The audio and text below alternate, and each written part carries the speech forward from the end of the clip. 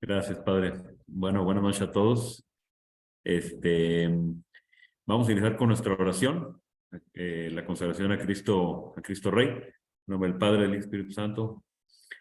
Oh Cristo Jesús, yo os reconozco por Rey universal. Todo cuanto existe de vos ha recibido el ser. Ejerced sobre mí todos vuestros derechos. Renuevo las promesas de mi bautismo. Renuncio a Satanás, a sus pompas y a sus obras, y os ofrezco vivir como buen cristiano. Me esforzaré muy particularmente por hacer triunfar en cuanto pueda los derechos de Dios y de vuestra iglesia. Os ofrezco, oh Cristo Rey, mis pobres acciones para alcanzar que todos los corazones reconozcan vuestro amorosísimo reinado y que de este modo se establezca en el mundo el reino de vuestra paz. Viva Cristo Rey de la paz en mi corazón, en mi casa, en mi patria y en todo el mundo. Amén. Bueno, pues como ya habíamos comentado, ¿verdad? El día de hoy tenemos el privilegio de escuchar aquí al Padre Pablo Patrito, que nos va a compartir una charla acerca de una de las vertientes de la espiritualidad de Cristo Rey, en este caso la vertiente eucarística, ¿cierto, Padre? Y que Así es. bueno, y que la decidimos titular la misa y la vida cotidiana, ¿va? Ah, estás en mudo, padre, estás en mudo. Bueno, adelante, padre. Yo acá todo emocionado. Ya sé. Buenas noches a todos. Gran gusto estar con ustedes. Vamos a empezar esta serie de pláticas que tendremos los terceros miércoles de mes eh, para ir fomentando e ir profundizando en nuestra espiritualidad de Cristo Rey. Para muchos de los que están acá, la espiritualidad de Cristo Rey no es una novedad.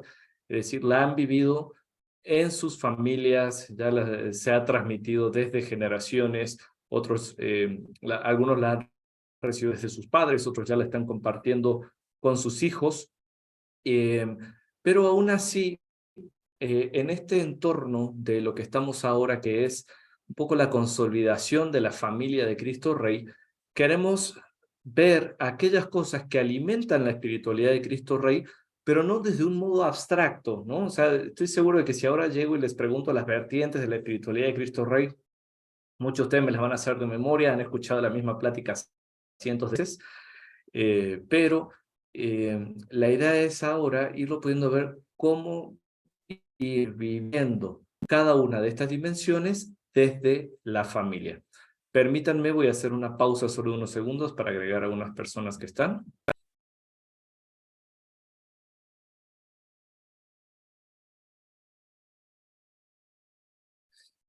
Padre, o Entonces, si quieres, perdón para que te interrumpa, o si quieres hacerme co-host para yo agregar a quienes vayan entrando y no se interrumpa. vale, me parece perfecto, Rob. Igual aprovecho la interrupción, padre, para pedirle a todos pues que pongamos el micrófono en mudo y si hay alguna duda, pues bueno, levantando la mano, ¿verdad? Activamos el micrófono y quienes puedan, sería bueno si podemos encender la cámara. Perfecto. Entonces, empecemos con algunos repasos básicos, ¿no? O sea, acá cuando empezamos, por supuesto, es cuando empezamos con fallas. Hablemos de la espiritualidad. ¿Qué vamos a hablar hoy? La espiritualidad de Cristo Rey, la cuaresma y la familia. Esas son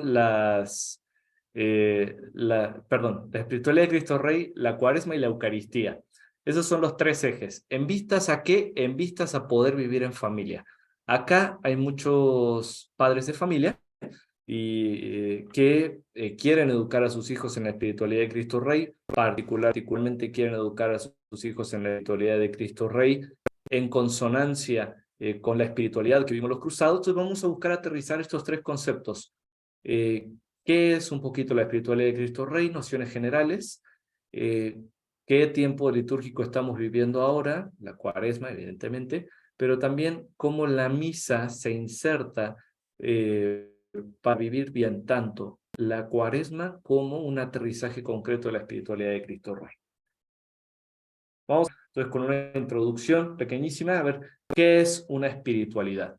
Ahora, antes de seguir, yo veo que en mi cámara estoy trabado. ¿Ustedes me escuchan bien o se está trabando? Con toda Perfectamente, confianza y padre. me dicen. Perfectamente. Escucho perfectamente. Te escuchas muy bien, padre. Excelente, qué bueno. Entonces, cómo vamos a ir haciendo esto? ¿Qué es una espiritualidad? Espiritualidad es el seguimiento de Cristo. O sea, de ahí vamos a partir. La espiritualidad es el seguimiento de Cristo, es el modo en el que nos configuramos con Cristo. Así de sencillo.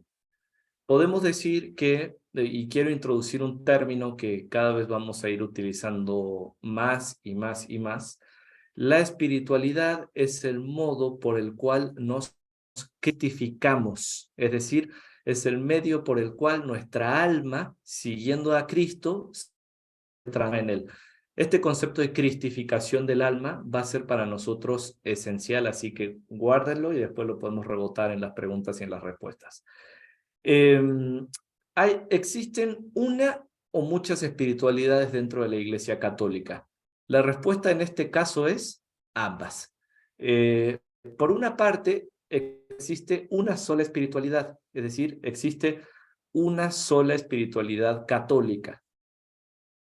Nosotros seguimos al mismo Cristo muerto y resucitado por nosotros. No existen en ese sentido distintas espiritualidades. Es como la luz. El rayo, el sol que nace de lo alto, que es Cristo, ilumina a todos con su luz y es la misma luz para todos. Entonces, en un sentido, existe una sola espiritualidad que recibimos todos los creyentes. ¿Por qué es importante recalcar esto? Porque la espiritualidad, las diferencias que hay entre las espiritualidades no es como la diferencia que hay entre distintos deportes, es más bien como la diferencia que hay entre distintos clubes de un mismo deporte. Este, y ahora vamos entonces a esa otra aclaración. ¿En qué sentido hay muchas espiritualidades? En el sentido en que recibiendo todas la misma espiritualidad que nos viene de la iglesia para seguir al mismo Señor Jesucristo, cada quien sigue a Cristo de un modo o de una sensibilidad especial. Entonces, las diversas espiritualidades se pueden catalogar, por ejemplo, de modo histórico. Por ejemplo, tenemos la espiritualidad de los padres de la iglesia, se dice. A veces se habla de la espiritualidad del medioevo, aunque eso es un poco amplio. Pero también se habla, por ejemplo, de la espiritualidad de los tiempos modernos. Es decir, hay formas de catalogar las diferentes formas de seguimiento a Cristo que se dan en el tiempo. ¿Y esto por qué? Porque aunque Cristo es uno y Cristo es eterno, el seguimiento de Cristo al final se da en tiempo. Entonces cada quien va siguiendo a Cristo en la medida en la que el Espíritu Santo le va enseñando en que tiene que seguirlo en ese momento histórico. Véanlo como una especie de ascenso en la montaña. Quienes han subido la montaña o simplemente quienes han hecho alguna carrera o simplemente quienes han hecho cualquier tipo de ejercicio físico, saben que no en todos los momentos del ejercicio físico se camina, se corre o se asciende a la misma velocidad. Del mismo modo, aunque sea la misma caminata, el mismo ascenso o la misma carrera. ¿Me explico?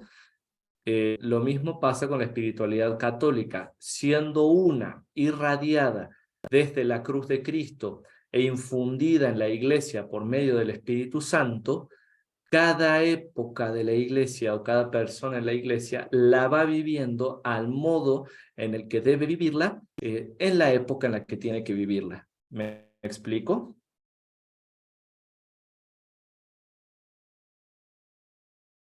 Yo espero que sí.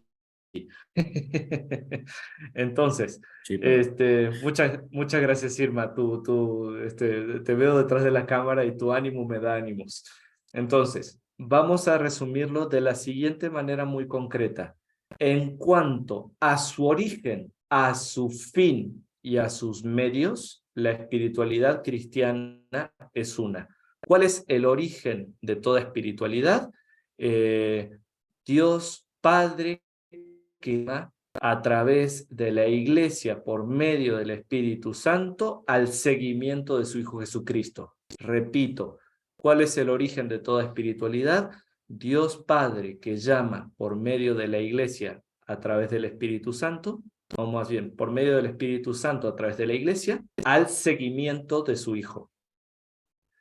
¿Cuáles son los medios de toda espiritualidad? Bueno, en primer lugar, la Iglesia, es decir, la Iglesia decimos los sacramentos, y al decir la Iglesia y los sacramentos, estamos hablando también de la acción del Espíritu Santo en el alma. Y al decir todo eso, estamos hablando finalmente de la fe. Entonces, ¿cuál es en ese sentido el medio de toda espiritualidad, tanto el origen? Pues las fuentes de la fe. Y sabemos que las fuentes de la fe son las mismas para todos nosotros: las Sagradas Escrituras, la tradición y el magisterio. Paréntesis, ahora estoy dando un condensado, hiper mega condensado, o sea, de estos puntos que vamos desglosando, cada uno pudo haber sido una plática distinta, pero bueno, mejor que los deje picados y con ganas de más a que los canse y ya no quieran nada. ¿Sí? Entonces, ¿cuáles son los medios? La Iglesia, los sacramentos y las fuentes de la fe. ¿Cuáles son las fuentes de la fe? Las Sagradas Escrituras, la tradición y el magisterio. Eso no cambia, eso es lo mismo para todos. ¿Cuál es la finalidad de la espiritualidad? O sea que en ese sentido decíamos que es común para todos. La cristificación del alma, o la santificación, o la santidad, o la participación en la vida divina. Escojan el término que más les guste, son todos sinónimos. A mí me gusta mucho el término cristificación del alma. Es un término que viene un poco de los primeros padres de la Iglesia.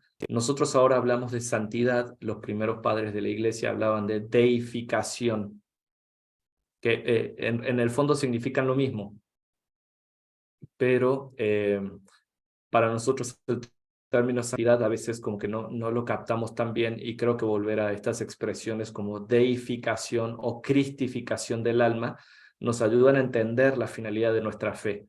Estamos llamados a ser semejantes a Cristo, y esta semejanza se logra por medio del seguimiento de Cristo, y esto es la espiritualidad.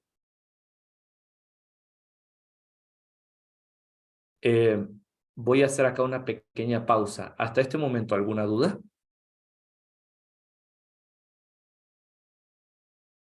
No. Sí.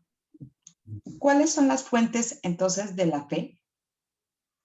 Las fuentes de la fe son las Sagradas Escrituras, la tradición y el magisterio. Se les llama también depositum fidei. Más que fuentes de la fe, son el depósito de la fe. Ahí tengo que corregirme un poco. Vamos a hacerlo como con esta imagen. La fe es como agua viva, a propósito del Evangelio del domingo pasado de la Samaritana, y este agua viva está contenida en un cántaro. Entonces, por ejemplo, Cristo estuvo hace 2000 años. ¿Cómo hacemos nosotros para beber del cántaro del agua viva? Más bien, ¿cómo hacemos nosotros para beber del agua viva de Cristo? Si Cristo vivió hace 2000 años y nosotros estamos acá, necesitamos un cántaro que traspase ese agua y de modo íntegro. Ese cántaro de agua, ese depósito que nos permite la conexión con Cristo por medio de la fe, son las Sagradas Escrituras, la tradición y el magisterio. Espero haberme explicado, Norma. Sí, muchísimas gracias. No, a ti. Muy bien, entonces, esto es para decir, la espiritualidad de la Iglesia en cierto sentido es una. Entonces, cuando vamos a hablar de espiritualidad de Cristo Rey, no vamos a inventar el hilo negro. La finalidad es exactamente la misma finalidad de todos: la cristificación de nuestra alma, es decir, la salvación y santificación nuestra. Es Dios Padre el que nos llama a seguir este camino, y los medios son los mismos para todos. Básicamente la Iglesia, los sacramentos y la fe, para ponerlo en corto, ¿verdad? Ninguna espiritualidad en ese sentido, si es auténticamente venida del Espíritu Santo, es mejor o peor que las otras. Y esto lo quiero dejar muy en claro. ¿Cuál es la mejor espiritualidad? Mira, la que te salva y la que no te condena. ¿Cuál es la peor espiritualidad? La que te convierte en secta. Punto. ¿Sí? O bueno, más bien podemos ir poniendo. ¿Cuál es la peor espiritualidad? La espiritualidad en donde no está Cristo. Pero dentro de la iglesia, ¿cuál sería una mala espiritualidad? La que te hace pensar que solamente ahí te puedes salvar y que todas las demás son peores que las tuyas o no tan buenas como la tuya. No. La luz de Cristo, que es la espiritualidad que nos salva, nos llega a nosotros como por medio del diamante de la iglesia y cada quien se ve beneficiado con uno de los colores de su luz. Entonces, ¿en qué se diferencian las espiritualidades? Podemos decir que en los modos de vivirla y en los sujetos que la viven. O sea, esta gran espiritualidad católica al final se diversifica en los modos en los que se va viviendo y en las personas que lo vamos viviendo. Por eso, a ver, tanto San Juan de la Cruz como San Ignacio de Loyola, como San José Sánchez del Río, como San Domingo de Guzmán, como San Agustín, como Santa Teresa de Jesús, y podemos seguir así. O sea, al final, aunque cada uno vivía una espiritualidad distinta, todos eran católicos, ¿me explico? O sea, puedo decirlo de otra manera, todos vivían la misma espiritualidad católica, cada uno desde sus propios, su propia respuesta, la respuesta que tenían que dar en su momento concreto.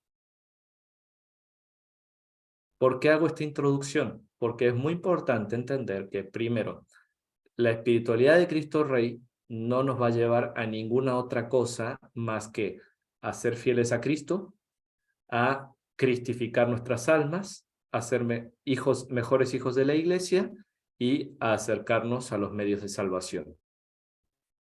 Y así como esta, todas las espiritualidades deben llevar a lo mismo. Sí, o sea, no somos la última coca del refri, somos más bien un equipo más dentro de la gran liga de fútbol que se llama salvar nuestras almas o condenarnos en el infierno. Punto. Esa es la liga de la vida, ¿no? Ahora, en concreto, la espiritualidad de Cristo Rey, ¿por qué se caracteriza? O sea, ¿cuáles son los acentos especializados que tiene la espiritualidad de Cristo Rey? Bueno, justamente la espiritualidad de Cristo Rey acentúa este aspecto de que Cristo tiene el dominio sobre todas las criaturas o sobre toda la creación, sobre toda la sociedad y sobre cada uno de nuestros corazones. Ese es el énfasis especial que tiene la espiritualidad de Cristo Rey. Cristo es Rey y su reinado es un reinado que recibe por naturaleza, por herencia y por conquista. ¿Dónde surgió la espiritualidad de Cristo Rey? ¿Quién la inventó? Pues mira, existe desde siempre. Ahí está el tema. La espiritualidad de Cristo Rey existe desde siempre, como todas las espiritualidades. ¿Por qué? Porque tiene su origen en las Sagradas Escrituras, en la tradición y el magisterio. Ciertamente, ¿qué ha contribuido mucho a desarrollar la espiritualidad de Cristo Rey? Hay ciertas cuestiones históricas que han ayudado mucho. En primer lugar, podemos decir que la devoción al Sagrado Corazón de Jesús va íntimamente ligada. ¿Por qué? Porque esta certeza de que el corazón de Cristo, el amor del corazón de Cristo debe llegar a todas partes, debe dominar todo, se le debe entregar todo, es ya un acto de soberanía. Pero por otra parte, el Papa Pío XI, si no me equivoco, en la encíclica Quas Primas, justo habla escribe una encíclica sobre Cristo Rey y ahí habla sobre por qué Cristo es Rey desde el aspecto litúrgico, desde el aspecto bíblico, desde el aspecto dogmático y eso ayuda mucho. ¿Qué otras cosas han contribuido a desarrollar la espiritualidad de Cristo Rey? Ciertamente las persecuciones que ha sufrido la iglesia, que de vuelta no son nuevas, son desde siempre. Pero ¿cuál es el énfasis especial y particular de la espiritualidad de Cristo Rey? Y acá, por favor, préstenme mucha atención. Que Cristo tiene derecho sobre todo. Que Cristo, por ser el vencedor total sobre el pecado, sobre la muerte, sobre el mal, tiene dominio sobre todo. Nada se escapa bajo su mano. Entonces, su trono es la cruz. Su reinado es el poder que él manifiesta, poder que es absoluto. ¿Y quienes pertenecen a su reino? Justamente aquellos que deciden obedecerlo. Hay una unión muy profunda entre entender a Cristo, nuevo Adán, que reina desde el árbol de la cruz, con la espiritualidad de Cristo Rey. Veo algunos que están alzando los ojos, así como que, epa, eso nunca nos los habían dicho en las pláticas de las vertientes, no se preocupen, gracias. Las espiritualidades van profundizando y van viviendo, y si los mismos que hubieran escuchado, o sea, si estuvieran escuchando lo mismo por 30 años, pues significaría que algo está mal, ¿no? Las espiritualidades también crecen como una planta y se profundizan. Pero ¿cuál es el punto central? Ya, ahora vamos a empezar a conectar con la cuaresma y con la misa. Cristo hizo carne, Cristo se hizo hombre para que los hombres pudiéramos ser como Dios. Entonces, ¿en qué consiste el reinado de Cristo? El reinado de Cristo consiste justo en la misma medida en la que Él toma posesión de nuestras almas. O vamos a decirlo de otro modo, el reinado de Cristo se da en aquel lugar en donde nosotros lo obedecemos. Hay un pasaje de la carta de San Pablo a los Efesios que algunos van a ubicar porque hay una canción de misa que dice: un solo Señor, una sola fe, un solo bautismo, un solo Dios y Padre. ¿Ubican ese pasaje? Por favor, no me hagan cantarlo. Cántalo, padre, por favor. Cuando te voy a hacer cantarlo conmigo a dúo. O sea, estamos a un cuarto de distancia. No quieres hacerlo. Pero bueno, a ver, es más, ya que estamos en Zoom y no estamos en vivo y se está grabando en el aire, les voy a decir ya mismo la cita bíblica. Un solo No, Señor. cantado. No se preocupen. Después les voy a hacer cantar a capela, no se preocupen. Es Efesios capítulo 4, versículo 5. Entonces es un solo Señor, una sola fe, un solo bautismo, un solo Dios y Padre. Y fíjense, Santo Tomás de Aquino, comentando este versículo, dice, es que acá en este versículo están todos los elementos de un reino. Un reino tiene, para empezar, un rey. Y Santo Tomás dice, por eso San Pablo pone un solo Señor. Un reino además tiene los mismos signos, los mismos símbolos que los identifican, que le dan identidad. Y dice Santo Tomás, por eso San Pablo pone el bautismo, porque el bautismo es la puerta de los otros 7 sacramentos con los cuales los cristianos nos identificamos como parte de Cristo. Pero también un reino tiene que tener ley. ¿Y cuál es la ley que nos rige? De la fe. Entonces, un solo Señor, un solo Dios, un solo Señor, un solo bautismo. El final dice, y todo reino tiene que tener un mismo fin, tiene que tener un bien común. ¿Cuál es el bien común del reino de Cristo? El regreso al Padre, la participación de la vida eterna. Y entonces, si empezamos a buscar las bases de la espiritualidad de Cristo Rey, la vamos a encontrar algo de toda la historia de la espiritualidad católica, pues.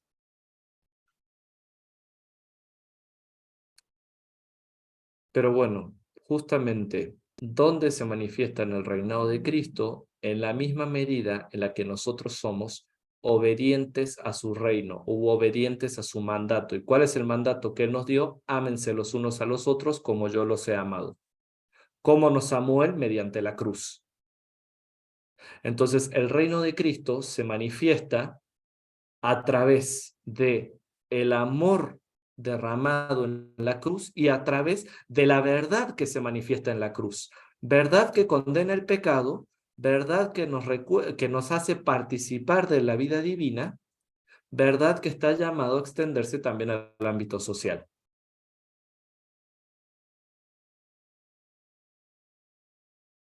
¿En qué medida vivimos mejor la espiritualidad de Cristo Rey? En la misma medida en la que dejamos que por los medios que la iglesia dispone seamos cristos. Porque en la misma medida en la que nos volvemos más semejantes a Cristo, Cristo va extendiendo su reino tanto en nosotros como en el mundo entero. Cuando decimos viva Cristo Rey en mi corazón, en mi patria y en el mundo entero, significa que Él tome posesión de mi vida, es decir, y eso es la santificación, eso es la cristificación del alma. En mi patria, todas las realidades, y en mi patria y en el mundo entero, significa también que todas las realidades temporales deben nada según los criterios del Evangelio. Y eso es la doctrina social de la Iglesia.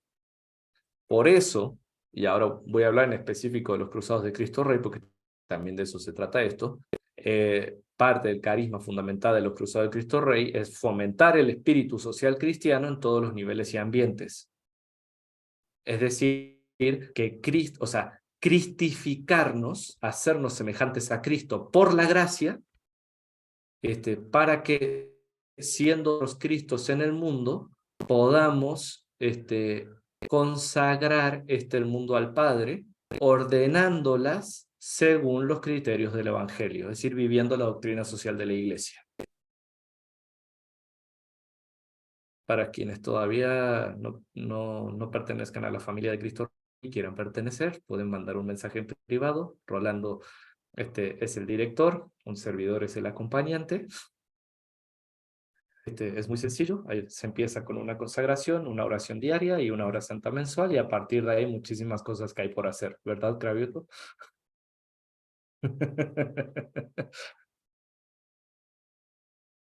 Pero bueno, hasta acá voy a hacer una pausa. ¿Hay alguna duda, algún comentario que quieran realizar?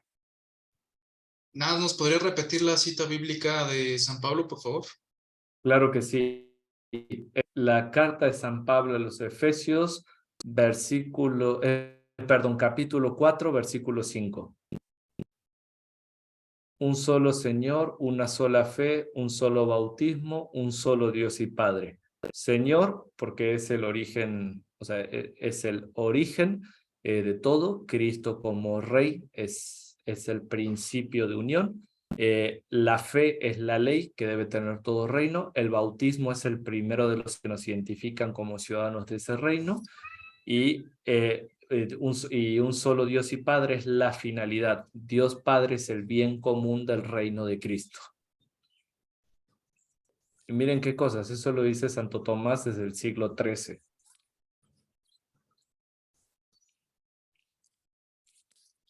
Padre, puse una pregunta en el chat. No me puedes ver porque voy en el camión, pero por ahí en el chat puse una pregunta porque aquí estamos todas las apóstoles de la cruz. Muchas gracias, Maye. Mira, Gracias. qué buena pregunta. Esa la voy a responder más sobre el final, pero es una muy buena pregunta. Gracias. Gracias, Maye. Gracias.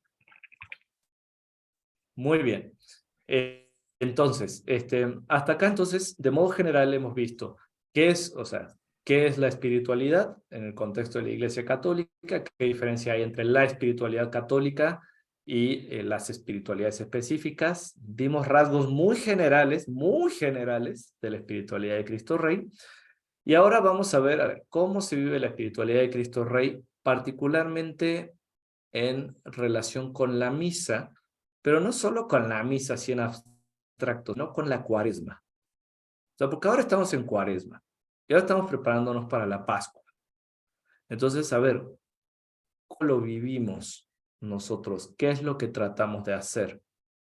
Entonces, muchos de ustedes han escuchado, y quiero repetirlo, que la espiritualidad de Cristo Rey se alimenta principalmente de 4 vertientes, que en realidad yo estoy convencido de que son, y hablándolo con los padres, en realidad son 5, solo que hay una que es tan obvia que nunca la hemos mencionado, y sencillamente son la eucarística, la apostólica, la expiatoria, y la que siempre ha estado frente a nosotros, pero nunca hemos hecho evidente, es la martirial también.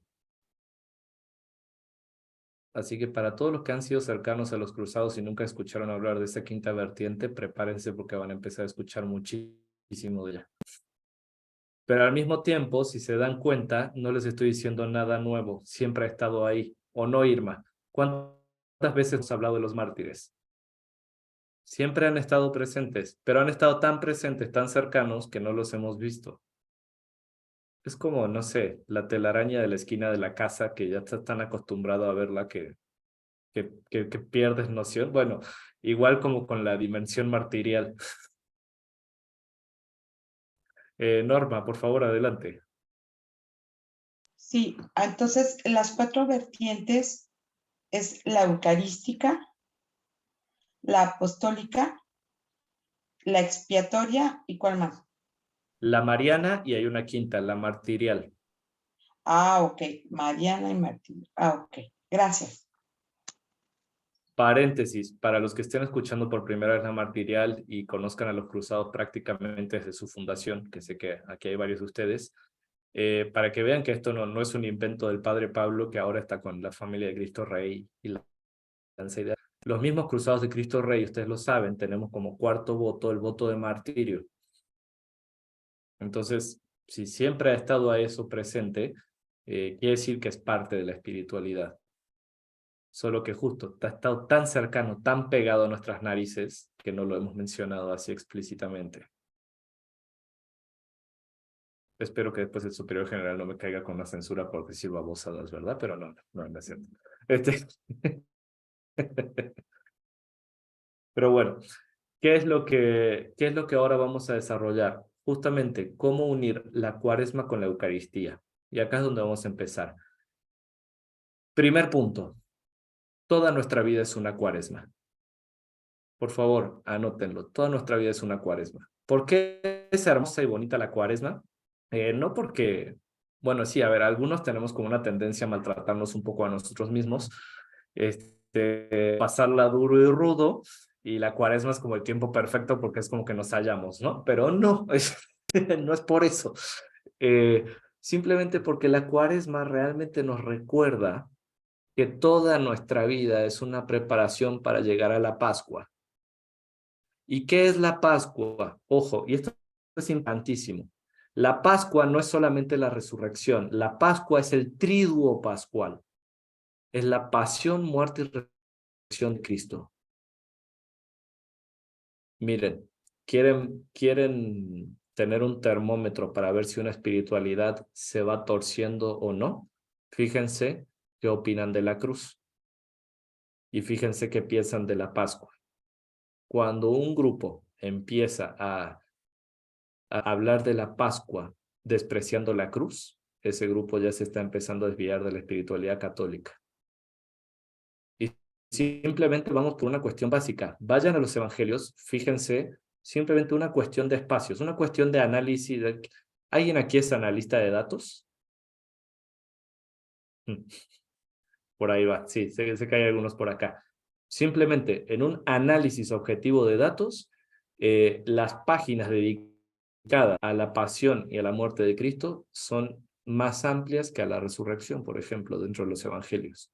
Eso nos habla de algo, ¿no? O sea, eso nos habla de que hay una importancia ahí que no se le puede quitar.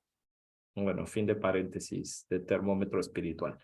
Pero más que para aplicarlo a los otros, apliquémoslo a nosotros mismos, ¿no? Toda nuestra vida es una preparación para vivir bien y por toda la eternidad la pasión, muerte y resurrección de Jesucristo. Entonces, toda nuestra vida es una cuaresma. Toda nuestra vida es un dejarnos trabajar. toda la vida cristiana en realidad tiene que estar marcada por la penitencia que nos devuelve el dominio sobre nosotros mismos que el pecado nos ha perdido. Toda la vida cristiana tiene que estar marcada por la caridad hacia el prójimo que nos devuelve, restaura las relaciones rotas por el pecado. Toda nuestra vida tiene que estar marcada por la oración, la presencia de los sacramentos, que restaura las relaciones perdidas con Dios por el pecado. Si se fijan, toda nuestra vida es una cuaresma. Toda nuestra vida es querer llegar a la Pascua, es decir, toda nuestra vida es querer llegar a ese morir con Cristo para vivir con Cristo, como dice San Pablo. Morir con Cristo al pecado para resucitar con Él a una vida nueva. Y acá está lo interesante. La vida eterna, por ende, el reinado de Cristo, que podemos decir que son sinónimos, en cierto sentido, no empieza con la muerte. La vida eterna empieza desde que recibimos la fe. Por eso también toda nuestra vida es una cuaresma, porque toda nuestra vida es ir preparando, ir dejando que ese reinado de Cristo sobre nuestras almas que hemos recibido en el bautismo se pueda ir desarrollando. Pues es tan bonita la cuaresma, nada más porque textos bíblicos bien bonitos. Así como arrepiéntete y cree en el evangelio, tú rico Lázaro te vas a condenar y te vas a morir, digo tú rico Pulón, tú pobre Lázaro te vas a salvar, la transfiguración, ¿no? Me voy a transfigurar ante ustedes, pero no se queden con lo bonito, dentro de poco me van a flagelar, ya saben, cosas preciosas que tiene nuestra fe. No, pero las verdades netas, ¿no? O sea, somos pecadores de la gracia y Cristo es el vencedor del pecado. Cristo es el que reina. Cristo es el que con su luz alumbra cualquier oscuridad. Eso es otro modo de ver el reinado de Cristo, como la luz de Cristo que brilla en las tinieblas, como dice San Juan. Ahora, todo esto, ya van 8:15, y como que todavía no nos hemos acercado al tema de la Eucaristía. Es como de Padre, hermoso que nos haya explicado la espiritualidad católica, preciosísima la espiritualidad de Cristo Rey, hermoso que nuestra vida sea una cuaresma, pero ¿dónde entra la misa? Bueno, yo creo que, a ver, para empezar, la misa es el lugar donde se vive justamente la Pascua. La misa es el lugar donde se vive la pasión, muerte y resurrección de Cristo. Así tal cual. O sea, lo que ahora vivimos de un modo especial en el tríodo pascual, en realidad lo vivimos cada semana en el domingo, pero también se vive en cada misa. ¿Y cómo se junta esto con la cuaresma? Porque en cierto sentido hay como una especie, vamos a decirlo así, de conexión mística o alegórica entre la cuaresma y la misa. Déjenme explicarles cómo, así como nuestra vida está reflejada en la cuaresma, también se refleja en la misa. Y voy a ir utilizando los elementos sacramentales. Dijimos, ¿no? Queda claro, ¿no? Que la cuaresma es la preparación para vivir bien la pasión, muerte y resurrección de Cristo. ¿Hasta ahí eso queda claro? Muy bien. ¿Cuándo empieza la misa? ¿O qué se necesita para que empiece la misa? Bueno, a ver, estrictamente hablando, es entrando al templo. ¿Qué es lo que nos da? O sea, para poder vivir la misa, necesitamos ser bautizados. Entonces, la puerta de entrada a la Santa Misa es el bautismo. Es una cosa curiosa porque en el rito del bautismo, cuando se hace completo, el sacerdote sale a recibir niño, le pregunta a los papás qué piden para el niño y los papás responden la fe. Sé que acá hay, gracias a Dios, varios con muchos hijos. Entonces este rito ya lo han vivido. ¿Qué le piden a la iglesia de Dios para este niño o para esta niña? La fe. Y después, entonces, el sacerdote le dice al niño que se va a bautizar, al bebé que se va a bautizar, o al catecúmeno en este caso, la iglesia de Dios te recibe con gran alegría. La iglesia de Dios. Y en nombre de ella yo te marco con la señal de la cruz. Y una vez que se le marca con la señal de la cruz, se puede a la iglesia. O sea, fíjense ya cómo hay ya un simbolismo, o sea, un simbolismo que además alimenta nuestra espiritualidad de Cristo Rey. ¿Qué significa la entrada a la iglesia? La participación en el reino de Dios. Pertenecer a la familia de Cristo. Claro, en esta vida está simbolizado con un templo, ¿no? Pero ¿cuál es la llave de entrada al reino de Cristo? La cruz. Por eso, en el rito del bautismo, te marcan con la señal de la cruz y recién ahí empieza la procesión de entrada. Y así podemos entrar a misa. Si no, no se puede entrar a la misa. De otro modo, los que ya estamos bautizados, ¿cómo empieza la misa? ¿Cómo entramos a la Santa Misa? Haciendo la señal de la cruz. La cruz que nos marca es la que nos permite vivir el misterio de Cristo. ¿Qué es lo que pasa después de haber sido? Entonces, ¿cuándo empieza la misa? La misa empieza con el signo de la cruz. ¿Cuándo empieza nuestra vida de fe o cuándo empieza el reinado de Cristo sobre nosotros? Cuando recibimos la fe por medio de Cristo. Fíjense que ya cómo empieza a haber paralelismos, ¿no? O sea, cuando yo me hago la señal de la Santa Cruz, estoy haciendo el signo de esa fe recibida por la cruz de Cristo, que además indica que le pertenezco, porque en el bautismo recibimos un sello sacramental, que significa que yo soy de su propiedad, yo soy de su reino. Y entonces empieza la misa.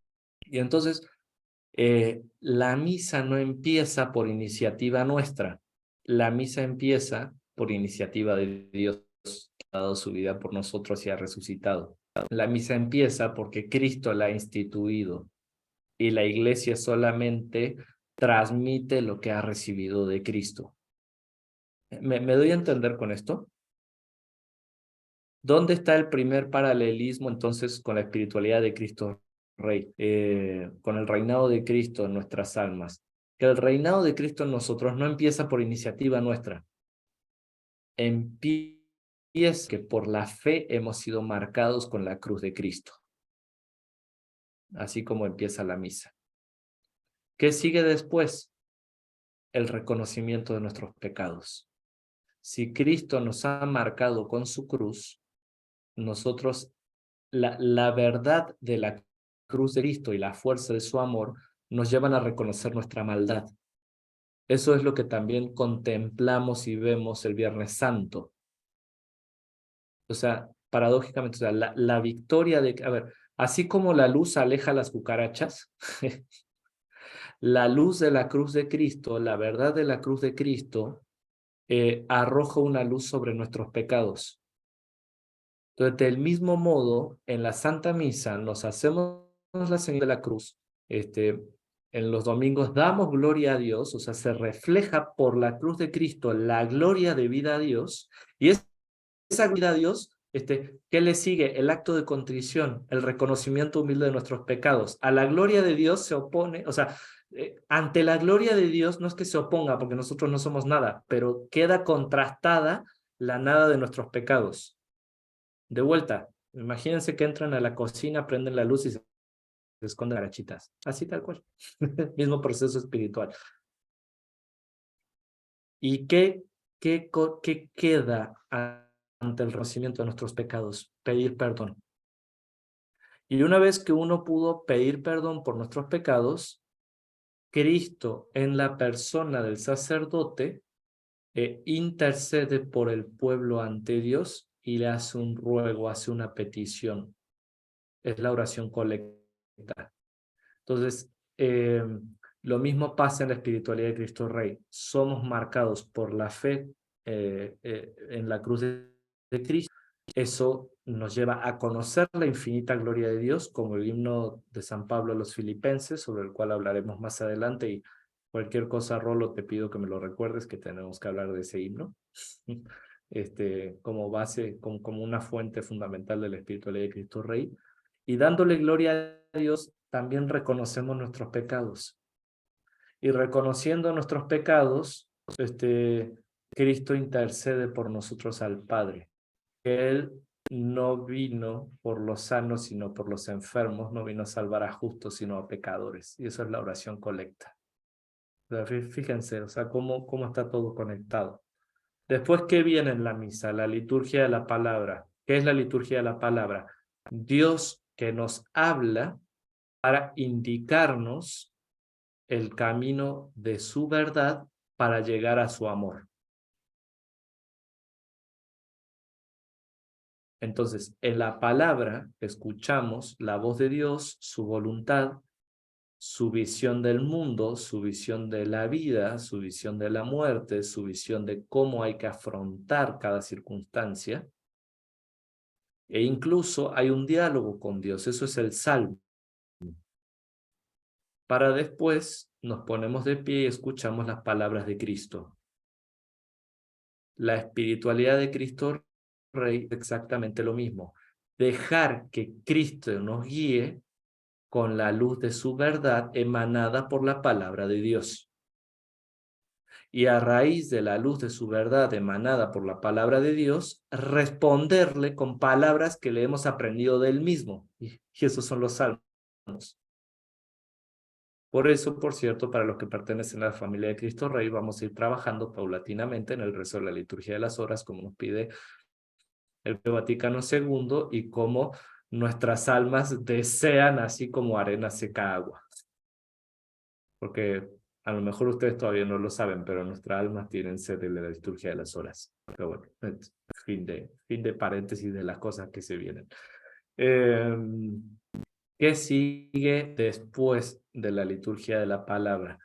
La profesión de fe, ya que Dios se ha dado a conocer, ¿no? Ya que Dios se ha revelado a sí mismo, creemos en él. Lo que hemos escuchado, lo que hemos visto, dice San Juan, lo que hemos tocado, eso les transmitimos. Esa verdad que hemos conocido de Dios, la profundizamos juntos y es el signo de nuestra unidad. Lo que Santo Tomás decía, comentando a San Pablo, ¿no? Que una sola fe es la misma, los une. Bueno, nosotros tenemos el símbolo de la fe, o sea, nos ponemos de pie y profesamos nuestra fe. Ahí está, dentro de la vertiente eucarística, la vertiente martirial, porque mártir significa testigo.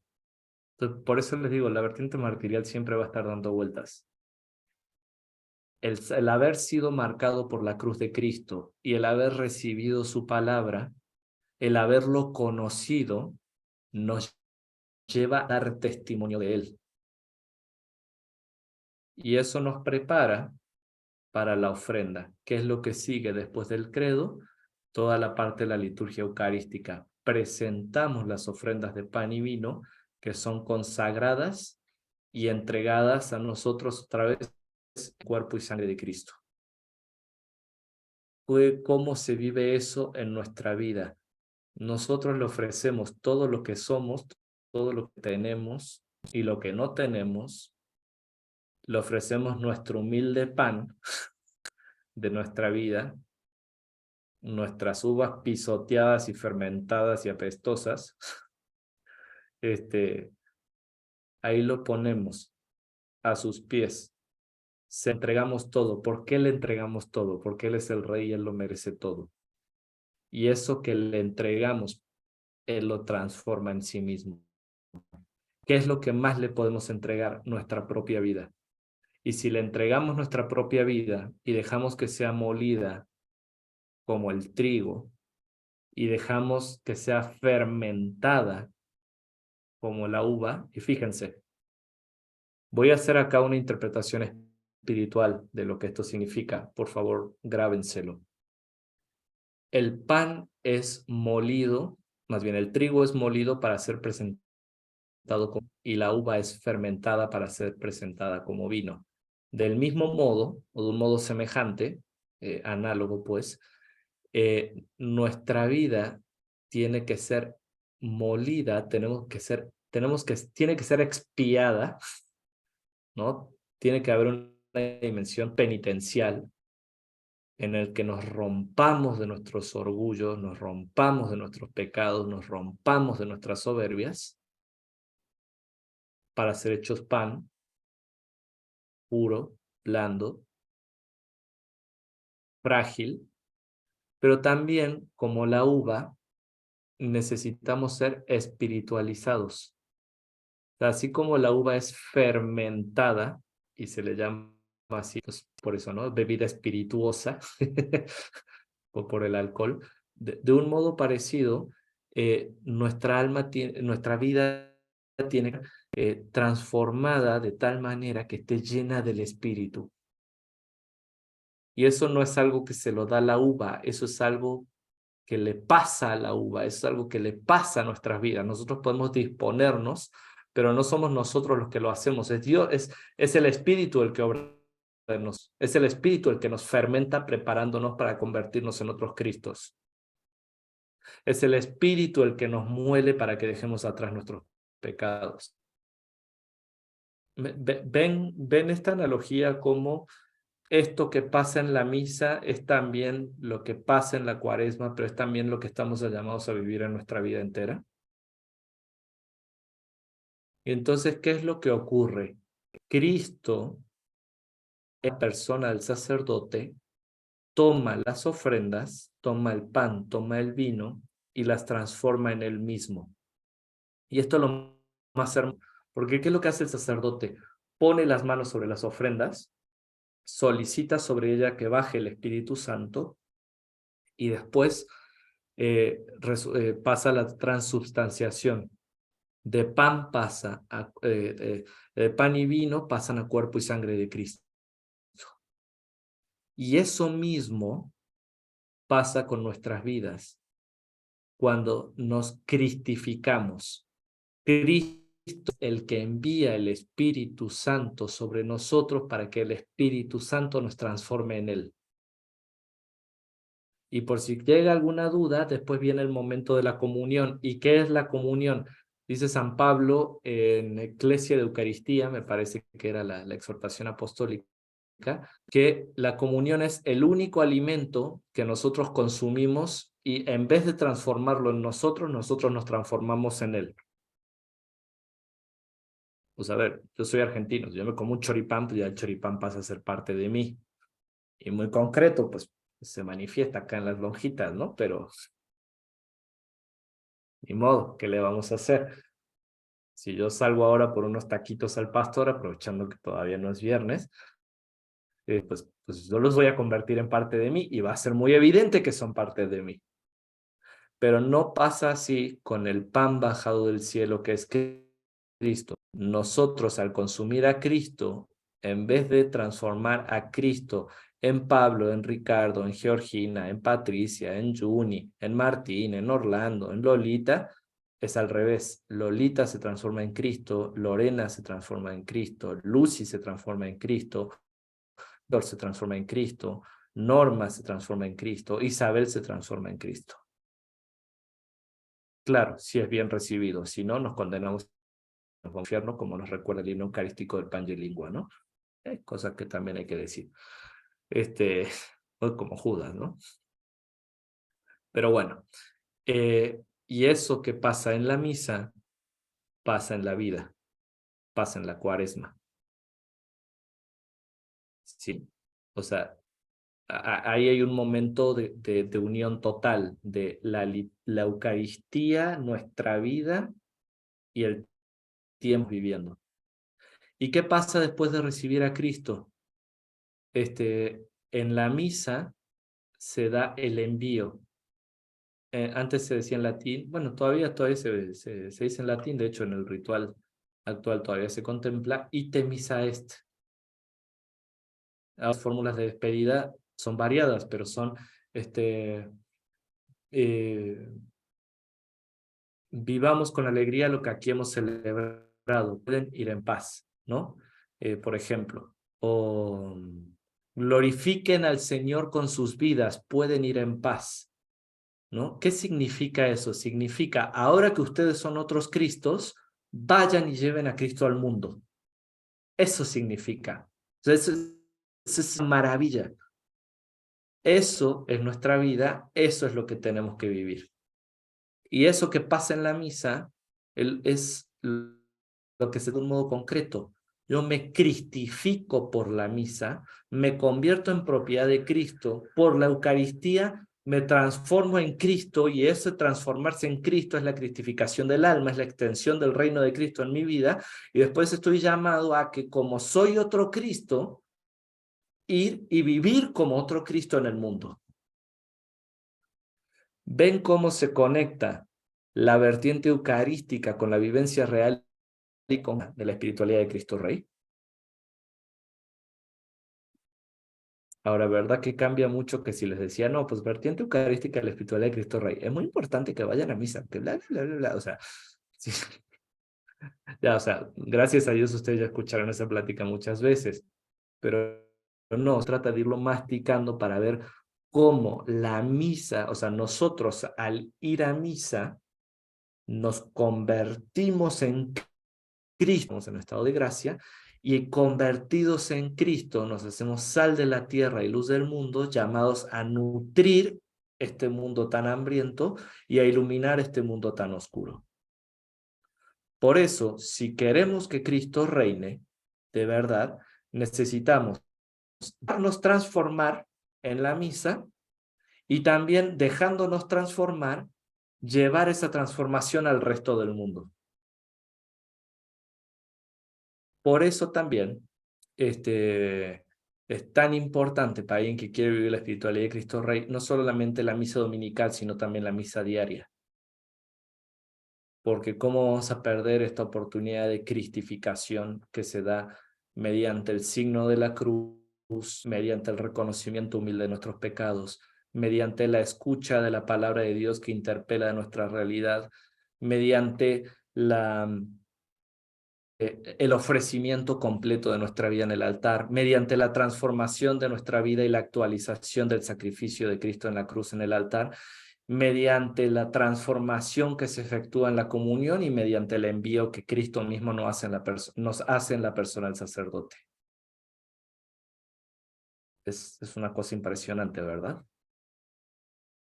Pues bueno, dado que ya son las 8:30, y que esto ya duró 1 horita, para mí 1 hora es como el límite máximo de toda plática, porque la mente de nadie se concentra más que eso, menos ahora. Voy a dejar hasta acá la exposición y les voy a preguntar si hay si tienen alguna pregunta, alguna consulta, algún comentario. Hola, padre, ¿cómo estás? Buenas noches. Soy Isabel de Monterrey. Hola Isabel, a la orden. Padre, a la hora que estamos explicando lo del bautismo, lo llevan a bautizar. Comentaste que la pregunta del padre era, ¿qué tiene la iglesia para este hijo? Dijiste que la fe. Entonces, yo como que he oído siempre que lo que piden es el bautismo. De repente dudé un poquito cuando lo dijiste, porque finalmente, sí, claro, voy a recibir la fe por el bautismo. Pero, ¿cuál es la respuesta adecuada en todo caso? De hecho, Isabel, justo las dos. El ritual del bautismo marca que ambas respuestas se pueden decir. ¿Qué le pides a la Iglesia de Dios para este niño? Una respuesta es el bautismo, la otra respuesta es la fe. ¿Por qué ambas respuestas son válidas? Porque la fe la recibimos por medio del bautismo, y porque se pide el bautismo para tener vida nueva. Básicamente es la misma respuesta bajo 2 aristas distintas. Correcto, muchas gracias. Encantada de escucharte, padre. Muchas gracias, Isabel. Que Dios te bendiga. Y qué gustazo enorme. Igualmente, padre. Gracias. Pater, yo tengo una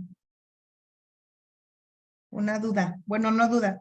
Sabes que nunca me había quedado claro acá en la parroquia. Me ha tocado ver, ya ves que en el tiempo de Cuaresma se preparan catecúmenos para recibir precisamente los sacramentos, ¿verdad? El día del sábado por la noche.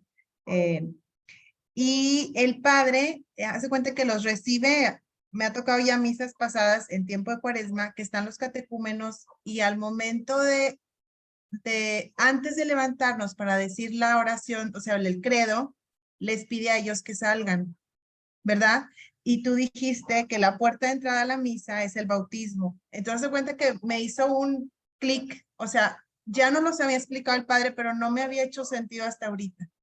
Ahora lo entiendo. Y les explica todo eso, ¿verdad? O sea, que ellos van a regresar y que van a poder vivir la misa el día que reciban sus sacramentos. Muchas gracias, Abel. Sí, justo, y es una tradición de la iglesia muy antigua, muy bonita, y justamente eso, el que no está bautizado puede participar de la primera parte de la liturgia de la palabra en cuanto que es la palabra la que despierta la fe, pero en cuanto que todavía no han recibido la fe por el bautismo, no pueden hacer profesión de fe, no pueden estar presentes en el acto eucarístico y tampoco pueden rezar el Padre Nuestro, porque estrictamente hablando, hasta uno no recibe el bautismo, uno no es adoptado por el Padre. Por eso, en atención a que es la palabra la que despierta la fe, pueden participar de la liturgia de la palabra, pero como no han recibido la fe sacramentalmente, tienen que esperarse. ¿Sí? Qué bueno que lo comentaste, eso hay otro signo muy, muy bonito, muy cómo la liturgia nos ayuda a vivir, ¿no? Nuestra fe. Bueno, y la alimenta, ¿no? Alejandro. Sí, gracias. Yo también por ahí pensé en una alegoría con la Cuaresma y la liturgia que nos pide también un ayuno eucarístico. O sea, antes de ir a la iglesia, tenemos que ir preparados con un ayuno eucarístico y también pues en la Cuaresma nos preparamos con un ayuno para recibir la Pascua. Bueno, con varios ayunos para recibir la Pascua. Así es justamente. Muchas gracias, Alejandro. No lo había visto, pero la próxima vez lo voy a integrar. Padre, una pregunta. Adelante, Kenia. ¿Cuáles eran hay una vertiente que no entendí. ¿De qué se trata? ¿Nos puedes decir rapidito cuáles son? Sí, tenemos la vertiente eucarística, mariana, apostólica, expiatoria y martirial. ¿Cuál es expiatoria? La expiatoria es unirse con Cristo al huerto de los olivos y a la cruz para pedir perdón por los pecados cometidos contra él, tanto los de uno como los del mundo entero. ¿Por qué? Porque el reino de Cristo implica, ¿no?, el arrepiéntanse y crean en el evangelio. Entonces, para poder seguir a Cristo, se necesita renunciar a lo que te impide. Voy a ponerlo de esta manera. Cristo es el sol que nos envía los rayos de su luz y nosotros somos espejos que estamos llamados a reflejar esa luz del sol en este mundo, ¿no? Pero haz de cuenta que somos espejos que estamos un poquito oxidados, o sea, somos de material noble, somos de plata, somos hechos a imagen y semejanza de Dios, pero estamos un poco corroídos por nuestros pecados. Entonces la dimensión expiatoria es la dimensión que permite que el espejo de nuestra vida quede pulido para que reciba mejor los rayos de la luz de Cristo, que es el sol que nace de lo alto, y así transmitirla al mundo entero. Los pecados son los que corroen nuestra alma e impiden que justo se refleje el reinado de Cristo en nosotros y así en la sociedad, y necesitamos pues expiar los pecados, tanto los propios como los ajenos. Los propios es por deber de justicia, pero los pecados ajenos es justamente para unirnos más a la cruz de Cristo. Y si este tema les interesa, hay toda una meditación que podemos hacer basándonos en la conversión de San Pablo, en la que se ven cómo se ven la vertiente expiatoria manifestada en San Pablo en estos dos modos, que a mí me encanta, pero cada cosa a su tiempo. Mejor los dejo picados. Gracias, Padre. No, gracias a ti. Padre, padre, buenas noches. Buenas noches, Mayra. Gracias. Padre, aquí algo que no sé si yo lo entendí bien o no, lo anoté porque me llamó mucho la atención, donde usted dice, la vida eterna empieza cuando recibimos la fe. O sea, a lo mejor yo siempre había entendido que pues la vida eterna es cuando dejamos esta vida, no es cuando empieza ya la vida eterna. Entonces, me gustaría nada más si pudiera profundizar un poquitito en esto, porque sí me dejó así como que, wow, o sea, empieza cuando recibimos la fe, o sea, la vida eterna empieza aquí, mi vida eterna empieza aquí, ya estoy viviendo mi vida eterna, o sea, ¿cómo, verdad? Sí, mira, este es para mí uno de los aportes más bellos que nos dejó el Papa San Benedicto XVI. Y sí, lo digo muy a propósito y lo voy a repetir, San Benedicto XVI, yo estoy convencido de que es santo y que lo vamos a venerar como santo en los altares dentro de muy poco. Si alguien tiene alguna duda, pues a ver, hagámosle una novena, pidámoslo y a ver quién gana. Y doctor de la iglesia, ¿verdad? Santo y doctor de la iglesia, pero además lo digo sin ironía, ¿eh? O sea, lo digo realmente convencido. Pero eso fue uno de sus aportes, en donde en la encíclica Spe Salvi y en las catequesis que dio sobre la fe en el año de la fe. ¿Y qué es lo que nos explicaba? A ver, para eso hay que entender qué es la vida eterna, ¿no? O sea, la vida eterna, compartir la vida de Dios. O sea, participar de la vida de Dios. O, vamos a llamarlo de otro modo, la amistad real, concreta y transformadora con Cristo. Entonces, la vida de Dios la empezamos a recibir desde nuestro bautismo. En nuestro bautismo hemos sido adoptados por el Padre. En nuestro bautismo comienza a habitar la Trinidad en nosotros. En nuestro bautismo tenemos la vida del Espíritu Santo. En nuestro bautismo hemos sido hechos otros Cristos. En nuestro bautismo empieza la vida de gracia. La vida eterna no es otra cosa que la vida de gracia, que en esta vida terrenal se vive, como dice San Pablo, bajo un velo, de modo parcial, pero ya real. La vida eterna no es otra cosa que la unión con Cristo. Y la unión con Cristo se forja desde el momento que vemos el bautismo. Por eso San Pablo dice que la muerte es cosechar lo que aquí se ha sembrado. No, ¿cómo es? Cultivar lo que aquí se ha cosechado. Sí, siempre. Es morir, occidente, izquierda, derecha, empujar, jalar, cosechar, sembrar. Luego tengo problemas de conceptos, pero a ver, se nos siembra en el bautismo, se cultiva con nuestra y se cosecha con la muerte. La muerte lo único que hace es cosechar lo que en nuestra vida hemos cultivado. El volumen. ¿Perdón? Ah, es que hace Zoom. Yo te entendí Zoom. Gracias. Entonces, no sé si me explico, Mayra. Entonces, la vida de unión con Dios no empieza después de la muerte. La vida de unión con Dios, o no, se manifiesta más pleno a partir de la muerte, pero ya se empieza a vivir desde ahora. Por eso, fíjense, Chesterton decía que el infierno es un monumento a la libertad del hombre, porque Dios no te va a obligar a estar unido a Él, unido con Él por toda la eternidad si tú no quisiste unido a Él por un ratito en esta vida. Muy bien. Muchas gracias, Padre. No hay de qué, Mayra. Quiero más completar, ya ves que en el Evangelio de San Juan aparece la realidad que te conozcan a ti, el Padre verdadero.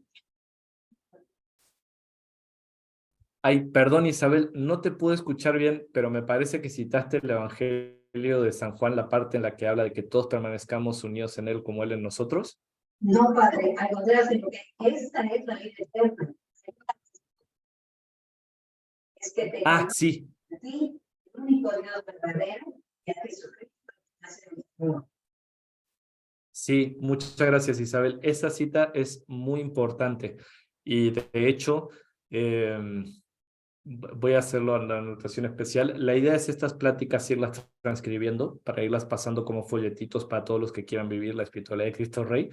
Gracias, Isabel. Esa frase, esa cita del Evangelio la vamos a integrar.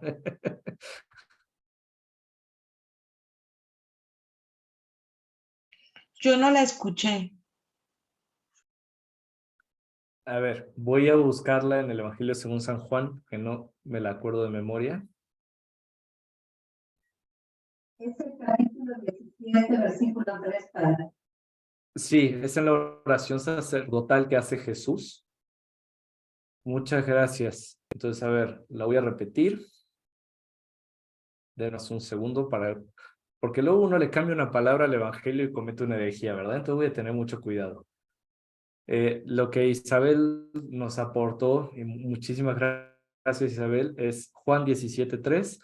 Y esta es la vida eterna, que te conozcan a ti, el único Dios verdadero, y a Jesucristo a quien has enviado.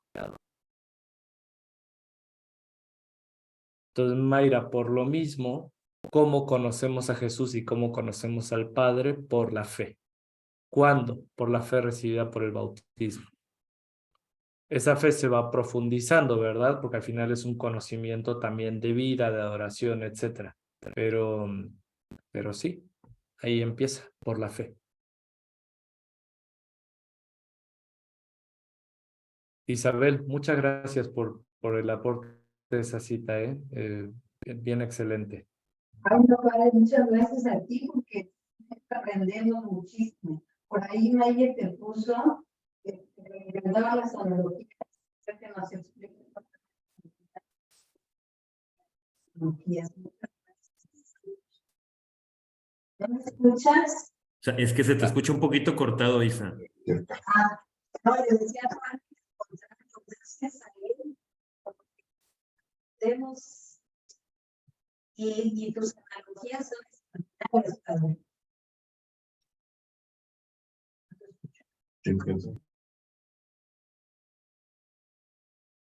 Se corta un poquito, pero escuché la primera parte y no, al contrario. Muchas gracias. Y bendito sea Dios. La próxima, Isa, ni modo, tendremos que esquitzarlos ahí en Monterrey para que ya no se nos corte. Encantados, Pater. Oye, Muy Pater, bien. una pregunta más. Sí. Ya así como un poquito más práctico en la vida de familia. Yo entiendo, ¿verdad? El camino de la fe es algo personal. Cada uno tenemos, ¿verdad? Nuestro tiempo, nuestro encuentro con Cristo. Pero como papás, pues tenemos que ir inculcándoles de nuestros queridos niños el amor a la misa, ¿verdad? Pero llega, ya sabes, cierta edad en la que no quieren ir a misa, ¿verdad? Y yo te quiero preguntar eso, o sea, ¿hasta qué edad, hasta qué momento es, pues sí, necesario llevarlos? Digo, yo todavía obviamente no claudico en esa tarea, pero siento que va a llegar el momento en el que obviamente ellos tengan sus dudas, vaya, pues te digo, el camino de la fe es personal. ¿Qué nos puedes decir al respecto, Pater? Estaba viendo si estaban mis papás conectados porque mis papás son de 7 hijos, entonces ellos podían decir mucho. Bueno, veo que también están aquí Pati y Anselmo, que algo nos pueden decir. Veo que, bueno, pues está Isabel que acaba de participar. Hay mucha gente que puede contribuir mucho a esto, pero te voy a dar mi perspectiva, Isabel. A ver, hay una cuestión que es, si se quiere, hasta psicológica. A ver, ¿qué es lo que pasa en la adolescencia? La adolescencia es un momento de conformación y de asentamiento y de descubrimiento de la propia personalidad. Entonces, para descubrir y asentar la propia personalidad, los adolescentes necesitan establecer límites. ¿Y qué es lo que hacen? Establecen límites de todo lo que, casi todo lo que han recibido de sus papás. De hecho, lo más sano es que aprendan a establecer límites en la adolescencia, porque si no, después les da el reventón y tenemos los famosos adolescentes de 30, 40, 50 años, ¿no? Triste de ver, pero reales también. Ahora, ¿qué consejo dará ahí? O sea, le voy a dar un poco de giro a la pregunta en realidad. Si ya sabemos que los adolescentes van a establecer un corte con respecto a lo que reciben de los papás porque necesitan un espacio personal para descubrirse, que de suyo eso no es malo, ojo, o sea, la rebeldía en sí misma no es, o sea, sí es preocupante y lo que quieras, pero no es mala en sí misma. Entonces hay que procurarles que las fuentes de las cuales reciban la fe dependan solamente de la familia. Por eso es necesario fuentes alternativas para alimentar la fe. Por ejemplo, un grupo juvenil, que porque la familia de Cristo Rey ya tenemos urgencia de fundar, ¿verdad? Pues yo voy picando, ¿no? Todas estas pláticas tienen objetivos. ¿Para qué? Para que cuando el hijo diga, no, pues yo voy a establecer límites con mis papás y corte las mangueras que vienen de ahí, pues al menos viene otra manguera, que es la de los amigos, que es la del grupo juvenil, que lo sigue manteniendo en la fe. Yo lo viví desde mi propia perspectiva, ¿no? O sea, llegó un momento adolescente y sí, muy católico y todo lo que quieras, pero en mi casa no, pero afuera sí. O sea, ¿y qué era lo que me ayudaba? Que al final tenía otro grupo de amigos que me hablaban de la fe, que estábamos en la fe y que estaba, o sea,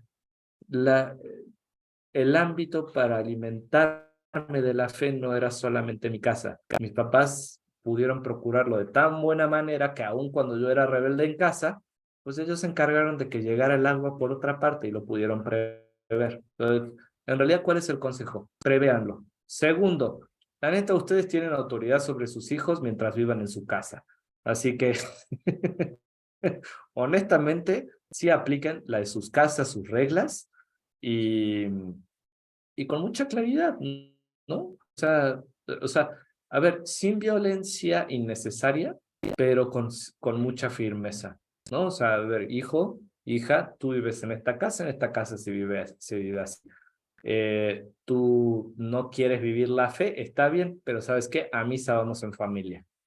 O sea, así como tú quieres alimentarte en familia, pues también vas a ir a misa en familia.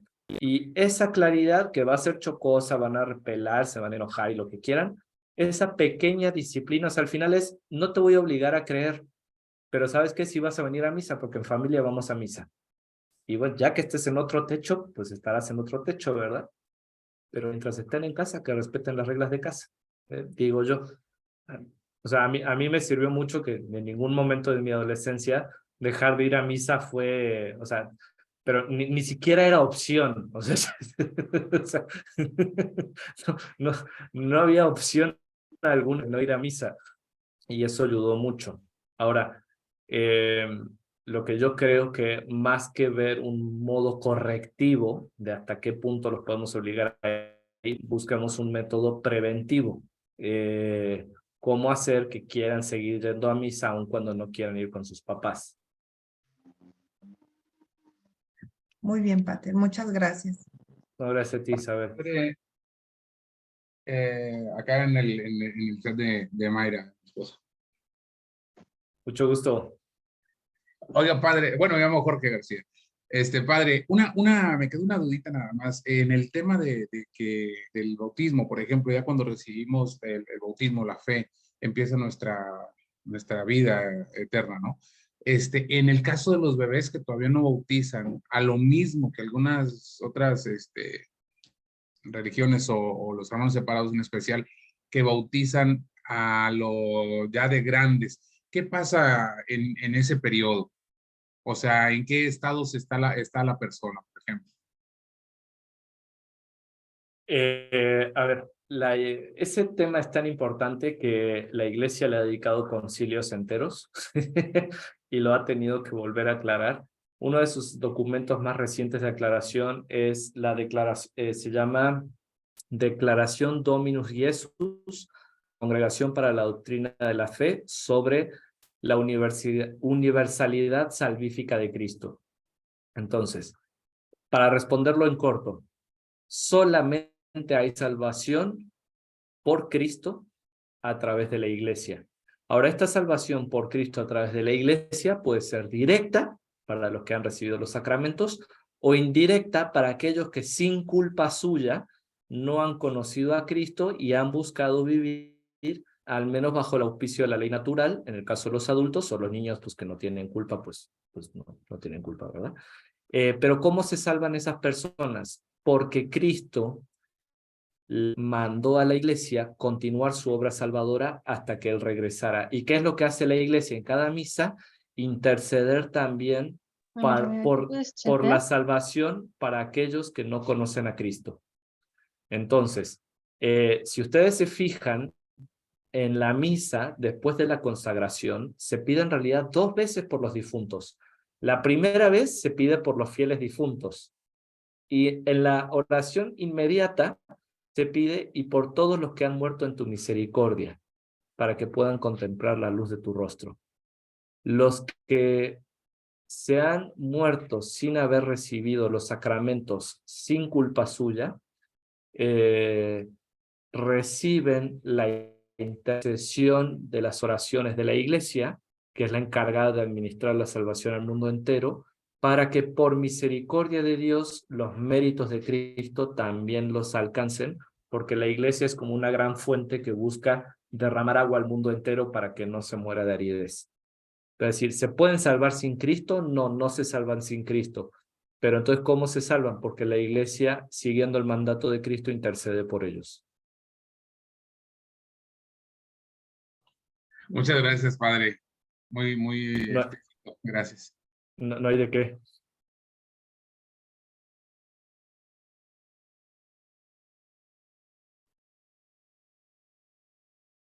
Muy bien, pues si no hay preguntas, vamos a dejar acá la formación de hoy. Para todos aquellos que les interese formarse, seguirse formando en estos temas, Familia de Cristo Rey, que quieran profundizar o que, pues, que no la conocieran y quieran conocer más, por favor, ahora les vamos a poner en el chat tanto mi correo personal como si Rolando también pudieras poner el suyo, que es el presidente general, para entrar en contacto y que puedan conocer un poquito más la Familia de Cristo Rey y conociéndola quieran unirse, también acercándose a los cruzados y demás. Sé que muchos de ustedes ya nos conocen, pero justo, ¿qué estamos tratando de hacer? Extender esta familia, extender esta espiritualidad que creemos que es una riqueza para la iglesia, para contribuir, ¿verdad?, a la salvación de las almas y al reinado social de Cristo. Así que ahí tienen entonces estos correos, el correo de Isabel, que es esposa de Rolo, mi correo personal, el correo de Rolo, y así le hacemos. Pues vamos a terminar dándole gracias a Dios y encomendándonos a la Santísima Virgen María. En nombre del Padre, y del Hijo, y del Espíritu Santo. Amén. Ante ti, María Reina, Madre de Dios y de la Iglesia, reiteramos nuestra posición intransigente frente al error y al pecado, y rogándote nos des fortaleza para perseverar a pesar de los peligros, fracasos temporales u otras adversidades.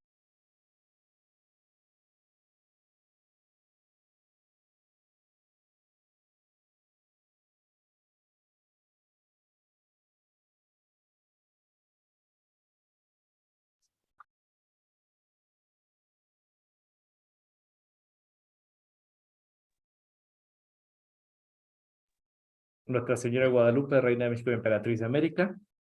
Salva nuestra patria y conserva nuestra fe. Viva Cristo Rey. Viva. Viva. Viva. Viva. Pues muchas gracias a todos. Sigan atentos a las cosas que siguen de la familia de Cristo Rey. Y pues sobre todo unidos en oración. Muchas gracias. Gracias, Pater. Padre, gracias por tu sabiduría. Buenas noches a todos. Todos, gracias a todos. Buenas noches. Gracias. Pater, ¿nos puedes dar la Saludos. bendición? Ya se van todos. Sí, Pero sí, nos la puedes dar bendición. la bendición. Claro que sí, con mucho gusto. El Señor esté con ustedes. Y con tu espíritu. Y la bendición de Dios Todopoderoso, Padre, Hijo y Espíritu Santo, descienda sobre ustedes y permanezca para siempre. Amén. Amén. Muy bien. No más como propaganda, les recuerdo que avisos parroquiales. miércoles que viene tenemos la reunión de presidentes de distintas zonas de la familia de Cristo Rey. Un poco sobre todo para programar los visiteos y los retiros que tengamos que hacer, que ya espero con esta plática haberlos picado un poquito para continuar. Muy bien, Así es, que Dios los Pata. bendiga. Gracias. Muchas Igualmente, gracias. Gracias. Hasta luego. Saludos, Buenas noches. Jorge y Adiós. Mayra. Saludos a todos. Gracias. Gracias, Buenas noches. Que Luego, descansen, buenas buenas noches. noches. Buenas